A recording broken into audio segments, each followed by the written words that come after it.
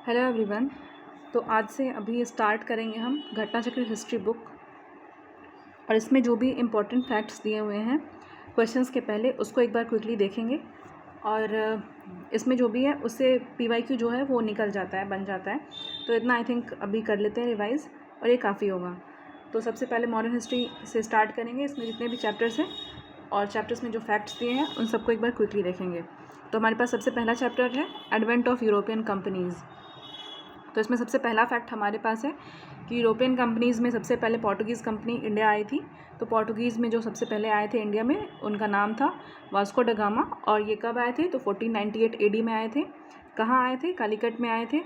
और इनको गाइड जो किए थे इंडिया तक पहुँचने में, वो उनका नाम था अहमद इब्न मजीद, और ये गुजराती गाइड थे। ओके, और फिर नेक्स्ट हो जाएगा हमारे पास इंपॉर्टेंट फैक्ट, जब ये इंडिया में आए तो कौन से रूलर थे और कहाँ के रूलर थे जिन्होंने वास्को ड गामा को वेलकम किया था। तो इसका हो जाएगा हमारे पास जमोरिन जो थे वो कालीकट के रूलर थे।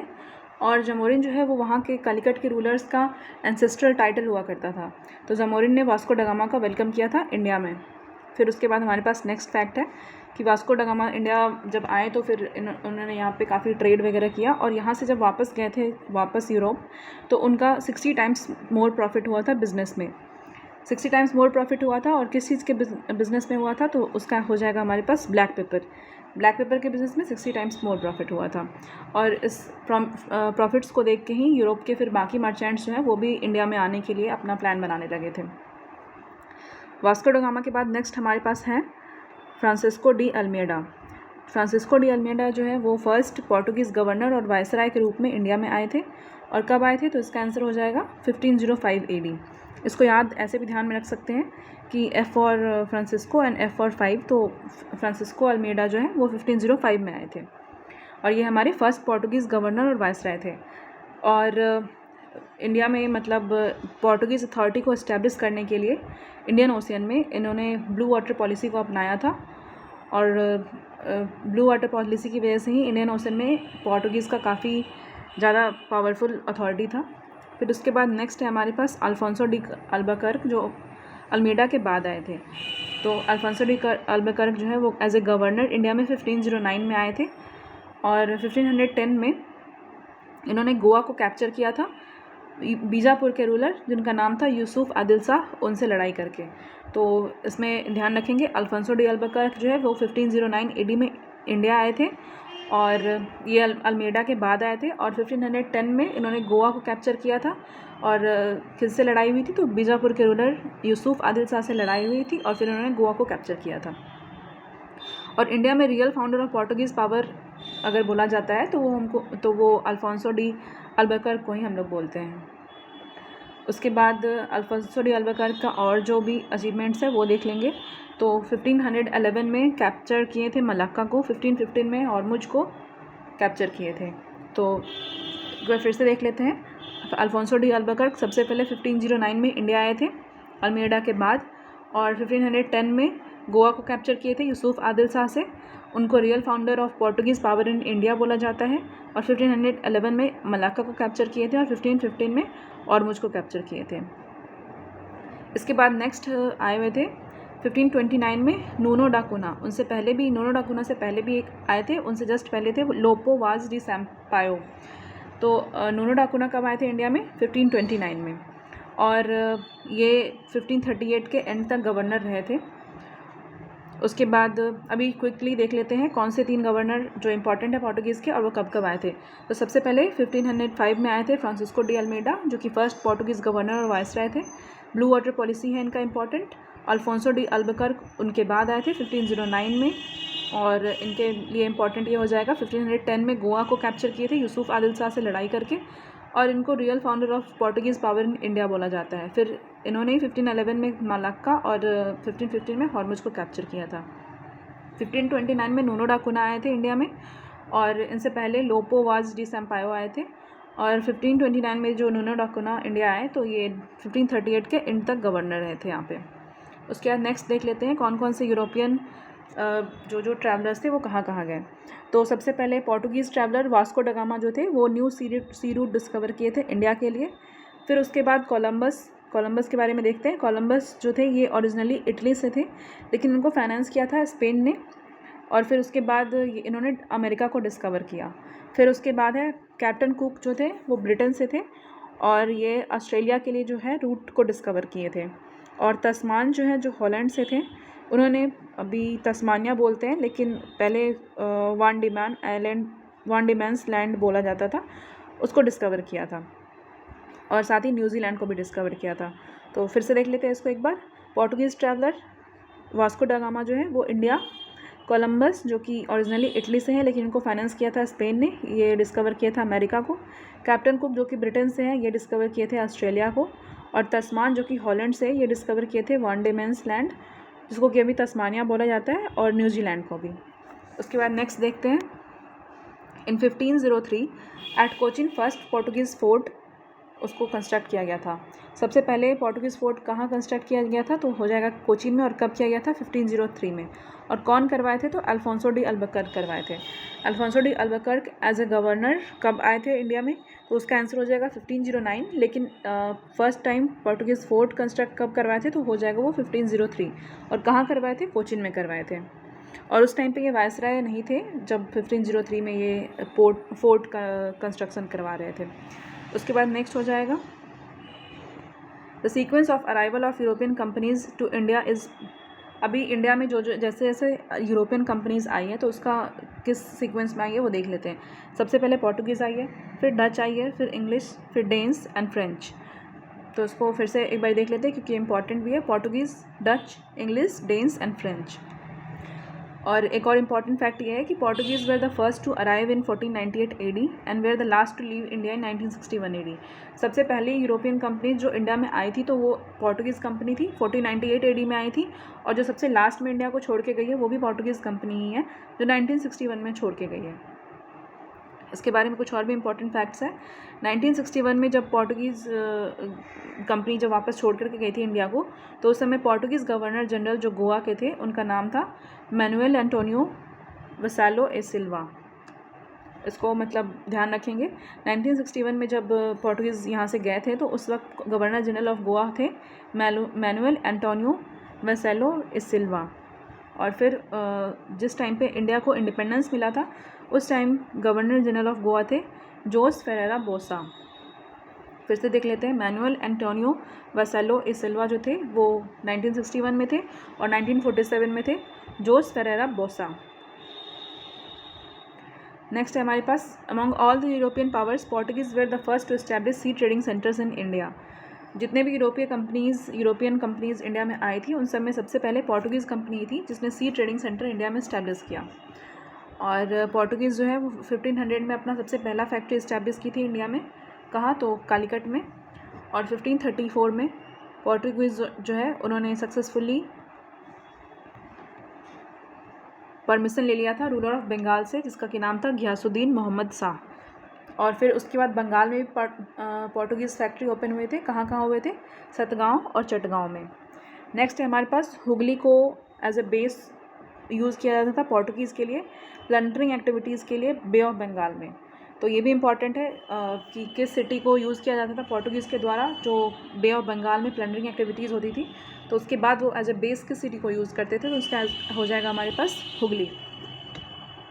नेक्स्ट हमारे पास है कि मुग़ल किंग जो शाहजहाँ हैं उन्होंने 1632 में पोर्टुगीज़ का जो भी इस्टेब्लिशमेंट था उसको कम्प्लीटली डिस्ट्रॉय कर दिया था हुगली के आसपास, और फिर बहुत से पोर्टुगीज़ रेसिडेंट्स को कैद भी कर लिया था।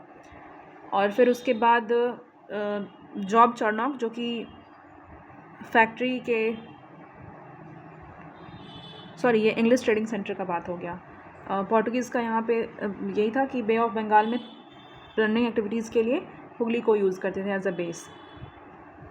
ये इंग्लिश के बारे में है कि मुग़ल किंग जो शाहजहाँ थे उन्होंने 1632 में जो भी यूरोपियन कंपनीज़ का पोर्टुगीज़ का जो इस्टेब्लिशमेंट था हुगली में उसको डिस्ट्रॉय कर दिया था, और बहुत सारे पोर्टुगीज़ रेसिडेंट्स को कैद भी कर लिया था।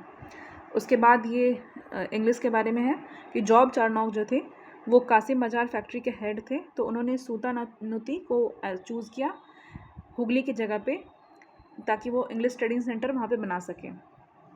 और बाद में फिर उसी सूतानती कालीकत को और एक साथ फिर कोलकाता बनाया गया।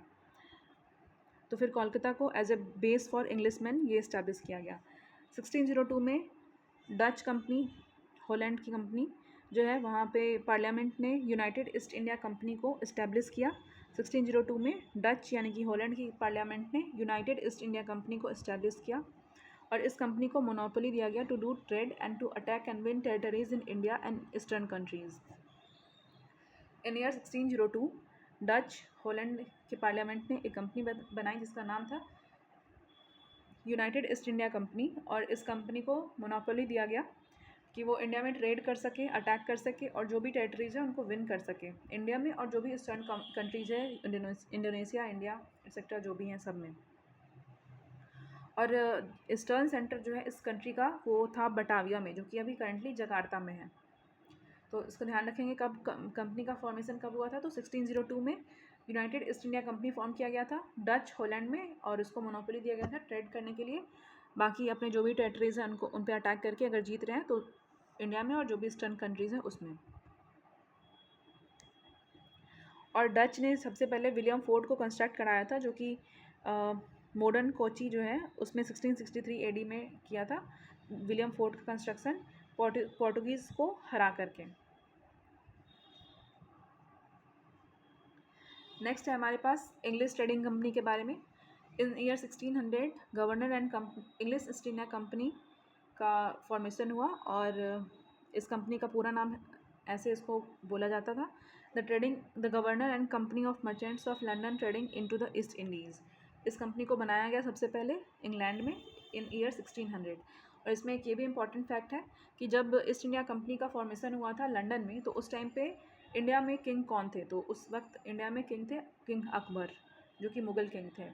तो उसको फिर से एक बार देख लेते हैं। 1600 एडी में इंग्लिश इंडिया कंपनी, जिसको कि governor and company of merchants of London trading into the east Indies, इसको बनाया गया था इंग्लैंड में। और उस टाइम पे इंडिया के जो किंग थे वो थे किंग अकबर। फिर उसके बाद नेक्स्ट है Levant company in 1592 AD received charter for land trade with India. एक कंपनी है जिसका कि नाम है लेवेंट कंपनी, उसको 1592 में चार्टर दिया गया था इंडिया के साथ ट्रेड करने के लिए। नेक्स्ट इंपॉर्टेंट फैक्ट है हमारे पास, during the reign of Jahangir in 1611 AD East India Company established its first temporary factory at Masulipatnam. सबसे पहले जहांगीर के रेन में 1611 में ईस्ट इंडिया कंपनी ने अपना एक टेम्पररी फैक्ट्री इस्टेब्लिश किया था। कौन से शहर में? उसका आंसर हो जाएगा मसूलीपट्टनम में इस्टेब्लिश किया था। फिर 1613 में English establish their first permanent factory at Surat. तो यहाँ पे इस चीज़ को ध्यान रखेंगे, जो टेम्पररी फैक्ट्री था वो 1611 में इस्टेब्लिश हुआ था अंग्रेज़ों का, और वो सबसे पहले कहाँ हुआ था? मसूलीपट्टनम में। और जो परमानेंट फैक्ट्री था वो 1613 में इस्टेब्लिश हुआ था अंग्रेज़ों का, और वो हुआ था सूरत में। फिर नेक्स्ट है हमारे पास ये डच के बारे में दे रखा है कि डच ने अपनी फैक्ट्री को इस्टेब्लिश किया था सूरत में कब? 1616 में। और फ्रेंच ने सूरत में इस्टेब्लिश किया था 1668 में। सूरत में अंग्रेज़ों ने इस्टेब्लिश किया था 1613 में, डच ने इस्टेब्लिश किया था 1616 में, और फ्रेंच ने इस्टेब्लिश किया था 1668 एडी में। नेक्स्ट है हमारे पास Thomas Best was the English officer who defeated Portuguese at the place name Swally. अभी इंग्लिश और पोर्टुगीज़ के बीच में लड़ाई हुई थी कि दोनों में से जो भी पावरफुल रहेंगे वो इंडिया में रुकेंगे for trade purpose and all. तो फिर इन लोगों के लड़ाई में थॉमस बेस्ट एक इंग्लिश ऑफिसर थे, उन्होंने पोर्टुगीज़ को हराया था, और उस जगह का नाम था स्वाली में, बैटल ऑफ स्वाली। फिर उसके बाद नेक्स्ट है हमारे पास in 1662 king of Britain Charles II married Portuguese princess Catherine and received Mumbai as a gift which was leased to East India Company और a payment of 10 pound annually. 1662 में जो Britain के किंग थे चार्ल्स II, उन्होंने Portuguese princess Catherine से शादी की और मुंबई उनको गिफ्ट में दिया गया, जो कि बाद में ईस्ट इंडिया कंपनी को किंग ने, ब्रिटेन के जो किंग थे चार्ल्स II, उन्होंने ईस्ट इंडिया कंपनी को मुंबई लीज पे दे दिया, पेमेंट था 10 पाउंड एनुअली। एक बार फिर से इसको देख लेते हैं। किंग ऑफ ब्रिटेन जो थे चार्ल्स II, उनकी शादी 1662 में पोर्टुगीज़ प्रिंसेस कैथरीन से हुई और उनको मुंबई एज अ गिफ्ट दिया गया, जिसको कि बाद में जो किंग थे ब्रिटेन के चार्ल्स II, उन्होंने ईस्ट इंडिया कंपनी को ऑन लीज दे दिया, जिसका कि पेमेंट था 10 पाउंड्स एनुअली। नेक्स्ट है English governor of Bombay, John Child, in 1688 AD, surrounded Mughal ports in Bombay and the other Mughal ports on western coast and tried to imprison Hajj travelers going to Makkah, as a result of which Aurangzeb expelled him from India. English governor जो बॉम्बे का था वो 1688 में जो भी Mughal ports थे बॉम्बे में उनको घेर करके और जो भी हज के जो ट्रैवलर्स थे उनको कैद करने का कोशिश किया, जो भी मक्का जा रहे थे। इसकी वजह से औरंगजेब जो है वो उनको, जो जॉन चाइल्ड थे, उसको इंडिया से बाहर निकाल दिया। उसके बाद नेक्स्ट हमारे पास इम्पॉर्टेंट फैक्ट है कर्नाटिक वॉर्स के बारे में। तो फर्स्ट कर्नाटिक वॉर का देखते हैं, इसका ईयर ध्यान रखेंगे। फर्स्ट कर्नाटिक वॉर जो है वो 1746 से लेकर 48 AD तक हुआ था और इसका जो है ये एक्सटेंसन था। जो वॉर हो रहा था सक्सेसन के लिए ऑस्ट्रिया में उसका, जो कि 1740 में स्टार्ट हुआ था। तो 1746 में इंग्लिश और फ्रेंच जो है वो यहाँ पे अपने बिना होम नेशंस के कंसेंट के बिना इंडिया में अपना लड़ाई स्टार्ट कर दिए थे। तो फर्स्ट कर्नाटिक वॉर कब हुआ था? 1746 से लेकर के 48 AD तक। और ये यूजुअल मतलब हो रहा था वॉर ऑस्ट्रिया में, वॉर ऑफ सक्सेसन। और ये ऑस्ट्रिया का जो वॉर ऑफ सक्सेसन है वो स्टार्ट हुआ था 1740 में और इंडिया में बस उस वॉर का एक्सटेंसन देखा गया। 1746 में इंग्लिश और फ्रेंच जो है वो आपस में इंडिया में लड़ाई करना शुरू कर दिए थे। इंग्लिश आर्मी जो है वो कैप्टन बर्नेट के अंडर में थी और इन्होंने फ्रेंच शिप्स को सीज कर लिया था और इसी की वजह से इमिडिएटली इंडिया में वॉर स्टार्ट हो गया था। इंग्लिश आर्मी ने फ्रेंच शिप्स को इंडिया में कैप्चर कर लिया था और ये एक इंडिया में इमिडिएट रीज़न था फर्स्ट कर्नाटिक वॉर के स्टार्ट होने का। नेक्स्ट है हमारे पास important fact, during the first Carnatic war the nawab of Carnatic Anwaruddin, इन्होंने अटैक किया था फ्रेंच को और फ्रेंच जो भी कैप्टन थे, कैप्टन पैराडाइज, वो नवाब को सेंट थोम में उनको डिफीट किए थे और बैटल ऑफ सेंट थोम इसको ही बोला जाता है, जो कि अडयार रिवर के बैंक पे हुआ था। और जब ये वॉर एंड हुआ, फर्स्ट कर्नाटिक वॉर जो कि 1746 से 48 तक हुआ था, तो उसके बाद ये एंड हुआ था तो ट्रीटी ऑफ एला शापिल हुआ था जो कि 1748 में हुआ था। और जैसे ही वॉर इंडिया यूरोप में एंड हुआ तो इंडिया में भी इस वॉर को एंड कर दिया गया और उसके बाद फिर ट्रीटी ऑफ एला शापिल हुई थी जो कि 1748 में हुई थी। और फिर इस ट्रीटी के अकॉर्डिंग ये हुआ था कि जो मद्रास है वो वापस से इंग्लिश को दे दिया जाएगा। नेक्स्ट हमारे पास ये है ड्यूप्ले, ये एक फ्रेंच थे। तो ड्यूप्ले जो है वो सबसे पहले इस टैक्टिक को यूज़ करते थे जो कि बाद में इंग्लिश के भी लोगों को हेल्पफुल हुआ, उनको गाइड किए इस टैक्टिक के बारे में गाइड क्या किए, इंग्लिश भी उस चीज़ को यूज़ करने लगे थे।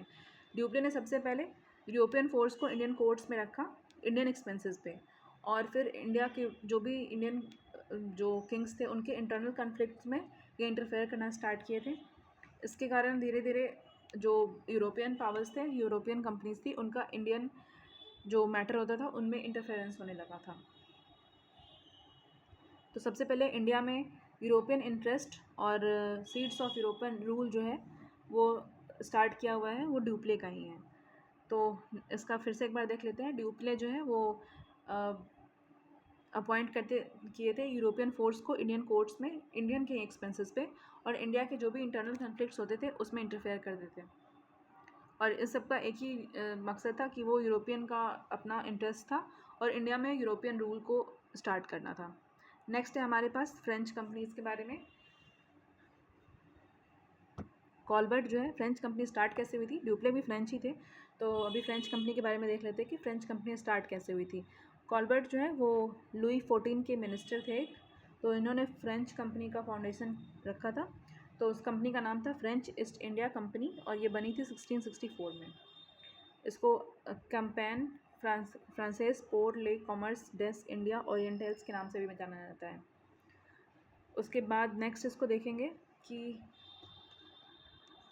फ्रैंकोइस कैरोन जो है वो इंडिया में सबसे पहले अपना फैक्ट्री सेटअप करते हैं सूरत में 1668 में। अभी हम ऊपर देखें कि 1613 में इंग्लिश ईस्ट इंडिया कंपनी जो है वो सूरत में अपनी फैक्ट्रीज का सेटअप करते हैं। फिर 1618 में डच करते हैं और 1668 में फ्रेंच करते हैं। एक मिनट, डच का एक बार फिर से देख लेते हैं। सॉरी, डच जो है 1616 में सेटअप करते हैं सूरत में, और फ्रेंच जो है 1668 में सेटअप करते हैं। 1668 में कौन सेटअप करते हैं सूरत में फैक्ट्री, तो उनका नाम हो जाएगा फ्रैंकोइस कैरोन। फिर नेक्स्ट है हमारे पास कैरोन जो है वो दूसरी फ्रेंच फैक्ट्री को सेटअप करते हैं मसूलीपट्टनम में 1669 एडी में, और ये इन फैक्ट्री को बनाने के लिए इनको परमिशन मिलता है सुल्तान ऑफ गोलकोंडा से। फिर उसके बाद नेक्स्ट इंपॉर्टेंट पॉइंट है, डच जो है वो अपने फर्स्ट फैक्ट्री इस्टेब्लिश करते हैं मसूलीपट्टनम में, और बंगाल में उनका फर्स्ट फैक्ट्री इस्टेब्लिश होता है पिपली में। डच का फर्स्ट फैक्ट्री जो है वो इस्टेब्लिश होता है मसूलीपट्टनम में पूरे इंडिया में, और बंगाल में उनका फर्स्ट फैक्ट्री इस्टेब्लिश होता है पिपली में।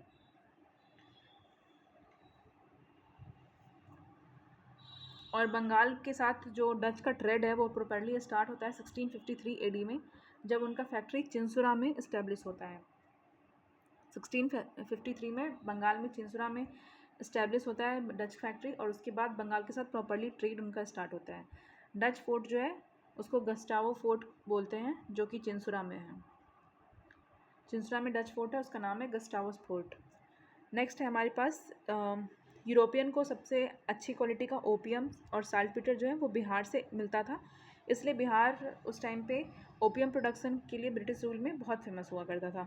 हाई क्वालिटी का ओपियम और साल्टपीटर, ये दोनों चीज़ ध्यान रखेंगे, बिहार से ही मिलता था, इसलिए बिहार जो है ओपियम प्रोडक्शन के लिए काफ़ी फेमस हुआ करता था ब्रिटिश रूल के टाइम पे। फिर से ये काफ़ी इंपॉर्टेंट फैक्ट है, इसको ध्यान रखेंगे। Chronology of the arrivals of European powers in India, तो सबसे पहले Portuguese, then Dutch, English, Danes and French. तो अभी ये हमारे पास जितने भी इम्पॉर्टेंट फैक्ट्स थे इस चैप्टर के एडवेंट ऑफ यूरोपियंस के, वो हम देख चुके हैं। एक बार फिर से इसको क्विकली देख लेते हैं ऊपर से, कौन मोस्टली डेट्स वगैरह देख लेते हैं क्योंकि डेट्स में कन्फ्यूज़न रहता है। तो सबसे पहले हमारे पास वास्को ड गामा आए थे 1498 में। फिर हमारे पास ये इंडिया में फ्रांसिस्को डी अल्मेडा आए थे 1505 में, पोर्टुगीज़ थे ये भी। ब्लू वाटर पॉलिसी इनका इंपॉर्टेंट है। देन अल्फोंसो डी अल्बुकर्क आए थे 1509 एडी में, और इन्होंने गोवा को कैप्चर किया था 1510 में यूसुफ आदिल शाह से लड़ाई के बाद, जो कि रूलर ऑफ बीजापुर थे। और अल्फोंसो डी अल्बुकर्क को ही रियल फाउंडर बोला जाता है पोर्टुगीज़ पावर का। नेक्स्ट 1511 में इन्होंने मलाक्का को कैप्चर किया था, और 1515 में हॉर्मुज़ को कैप्चर किया था। नूनो डाकुना जो है वो 1529 में गवर्नर का ऑफिस अज्यूम किए थे, मतलब कि इंडिया के गवर्नर बने थे नूनो डाकुना 1529 में।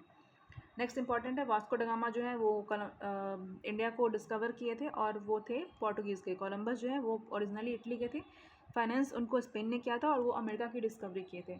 नेक्स्ट कैप्टन कुक जो है वो ब्रिटेन के थे, और उनको ऑस्ट्रेलिया का रूट डिस्कवर किया था उन्होंने।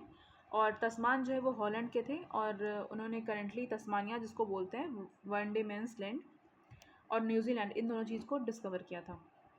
नेक्स्ट है हमारे पास 1503 में पहला पोर्टुगीज़ फोर्ट इस्टेब्लिश हुआ था कोचिन में। 1503 में फर्स्ट पोर्टुगीज़ फोर्ट इस्टेब्लिश हुआ था कोचिन में, और ये कौन थे? Alfonso de Albuquerque. नेक्स्ट हमारे पास इंपॉर्टेंट है sequence, Portuguese, Dutch, English, Danes and French. और सबसे first company to come in India was Portuguese, 1498 में आई थी और इंडिया से गई थी 1961 में। जब इंडिया से वापस गई थी 1961 में, उस टाइम पे जो गवर्नर जनरल थे वो थे मैनुअल एंटोनियो वासो इसिल्वा। 1947 में जब इंडिया को इंडिपेंडेंस मिला था, उस समय गवर्नर जनरल थे जोस फेरेरा बोसा। फिर उसके बाद नेक्स्ट है इम्पॉर्टेंट डेट,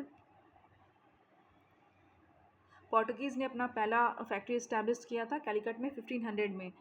सबसे पहली फैक्ट्री पोर्टुगीज़ की इस्टेब्लिश हुई थी कैलीकट में, और वो तब हुई थी 1500 एडी में।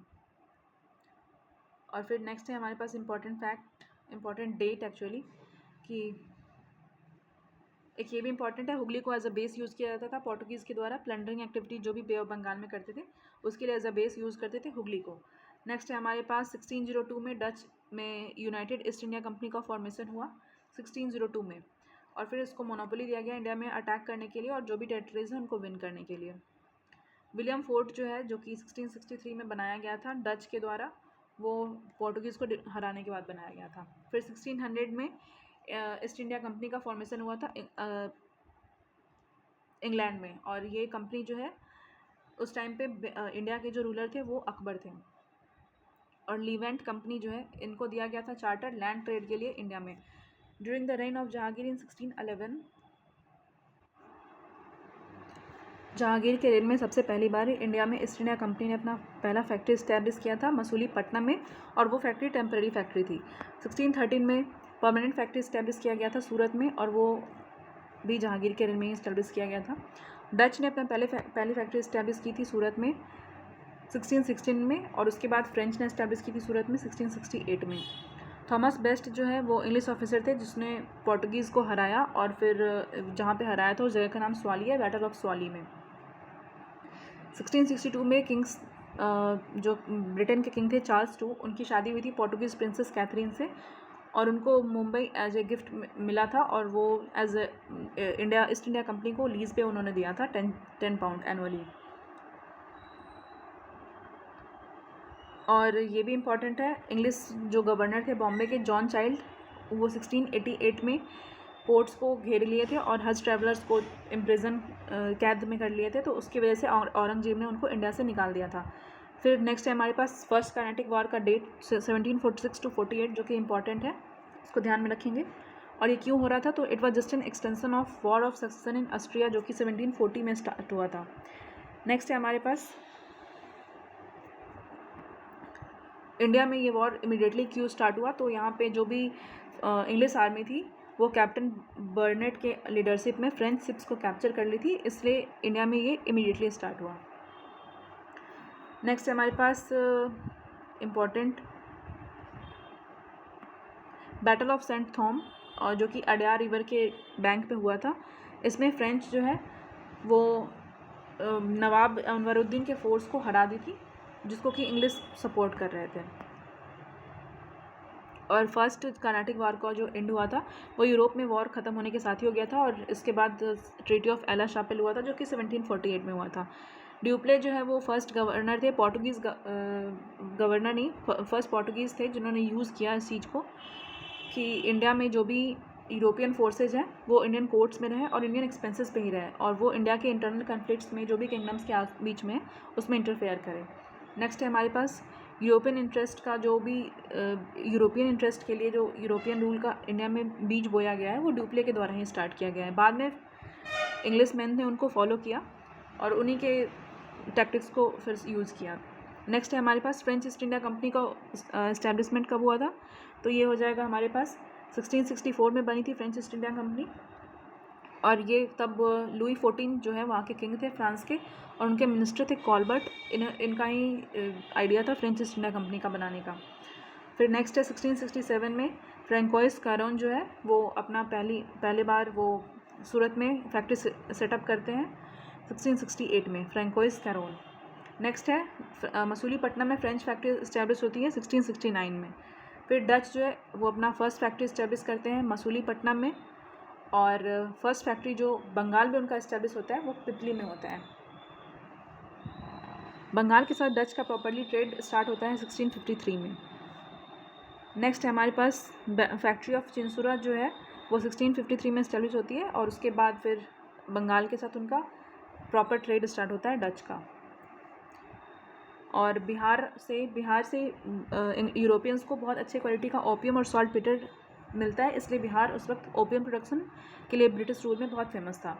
और फिर से लास्ट में एक बार क्रोनोलॉजी देख लेंगे यूरोपियन पावर्स का। सबसे पहले पोर्टुगीज़, फिर डच, फिर इंग्लिश, फिर डेन्स, फिर फ्रेंच।